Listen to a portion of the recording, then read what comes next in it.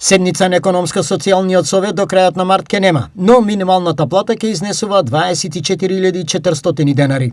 Ова се додека не се утврди репрезентативен синдикат, пошто заедно со работодавачите тие можат да утврдат нова висина на минималната плата. Минималната плата ќе се зголеми на ниво 24.400, така е според законот, и сега немаме ние репрезентативен синдикат во економско-социјалниот совет, се формираше комисија која што ќе утврди репрезентативноста.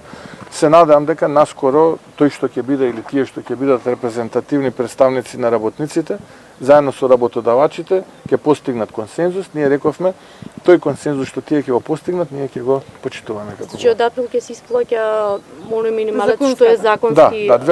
Дали доколку тоа ќе биде поголемо за 2200 денари, прилика од сегашниот минимум, од сегашната минимална плата. А доколку се договорат пример во април, мај, дали може да нема проблем, ние ќе го промениме законот и ќе влеземе во дополнително нивели. Дали минималната плата може да се утврди без одлука на економско-социјалниот совет? Согласно законската регулатива, висината на покачениот минималец изнесува за 2200 денари. Синдикатот бара 600 евра, додека работодавачите со своји аргументи цврсто стојат на ставот дека тоа за сега не е можно. Согласно законот кој е во сила, треба до крајот на овој месец да се утврди минималната плата. И ако дека ситуацијата ни е вака без репрезентативност на синдикатите.